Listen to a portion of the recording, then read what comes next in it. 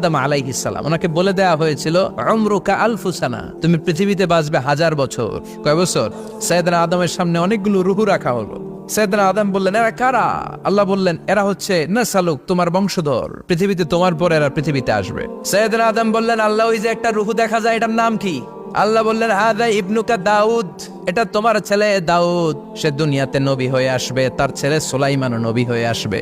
সাইয়েদনা আদম বললেন, মাবুদ, আমার ছেলে দাউদের কত বছর হায়াত আপনি দিয়েছেন? আল্লাহ বললেন, 40 সানা, মাত্র 40 বছর, 4 ইয়ার্স, 40 বছর তোমার ছেলেটা বাঁচবে।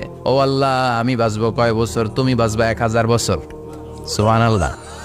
সাইয়েদনা আদম বললেন, মাবুদ, এত ফুটফুটে সুন্দর আমার ছেলে দাউদ, মাত্র 40 বছর দিলেন কেন? জিদ মিন উমরিহি, বাড়ায়া দেন। সুপারিশ করতেছে পোলার লাইগা কে?